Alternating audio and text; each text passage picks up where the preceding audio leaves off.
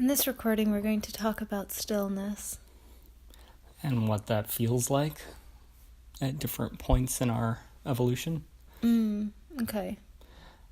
I could start with, so I'm in a 3D work structure, and for me, stillness there feels very different than stillness at home. That's a great point. So at work, stillness can be about managing your space, about allowing other people to be in their little realities of whatever they're dealing with without getting those realities in your space quite so much. Mm-hmm. And the stillness there's a lot of activity going on. There's a lot of stuff to do. Obviously, you're working, right? So in that stillness, the still point is actually just more of an allowance while you do what you need to do, right? Well, it's more like a stillness within me as I flow to the things that are relevant for me in the moment. Right. And in that, there is a lot of going to, a lot of tasks that need to be completed. And so the management of your space while you flow to these different areas feels like a lot of movement. Yes, and I became centered in that movement. Yes. I learned that. I am masterful at that, at being centered in lots of movement. And so the weird thing for me, it's Thanksgiving in the U.S., and I'm not complaining for having a day off at all. I feel like more people should have more days off all the time. And I feel like 3D work structures are very relevant for the shift right now, but they're also very purposeful for releasing a lot of the old and letting it crumble. But for me, having some time for the holidays felt kind of weird because I was so used to this movement. Right. That being home, and secondly, this is our first holiday in a place that's not a huge city. We moved away from a huge city where things were always open, and now things are closed for the holiday. And on top of that we both moved away from our families. So there's not even family expectation. Oh, I got to go do this. I got to be in movement over at someone else's house. I got to be in movement cooking. I got to be in movement. It's literally just us being home in the house with all these stores closed. There's no need for movement.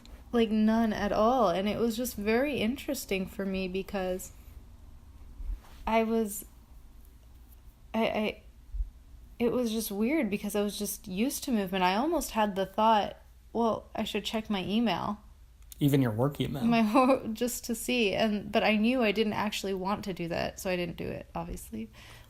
But it was different. And I think I got frustrated at some point in the day because there are always things to do. If you think about things to do, you can think of a million things there are to do. Oh, it's infinite. Yeah. But none of them were relevant to me, and I knew that. And I knew that none of them had to be done. Right. And they were all neutral. They became equalized. They were all equal, and that to me just got frustrating because I was still in the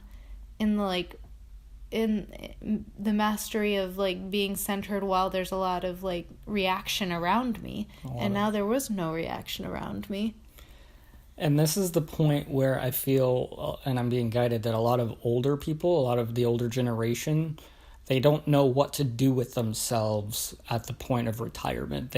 Retirement is this idea that they're always striving to get to, but when it comes down to it, they have no idea what to do when they reach that point, and they don't know what to do. And that's the point of clarity, where it becomes, well, what would you enjoy doing?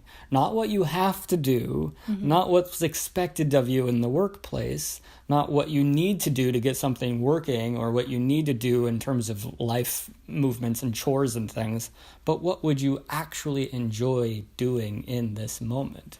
And that sounds simple, but it's such a foreign concept when you actually have nothing else to do but the choice to be able to choose what you would enjoy doing. And I feel like it's almost 5 p.m. here, and I feel like I just got to that point in my day when I can finally be like, oh, what would I enjoy doing?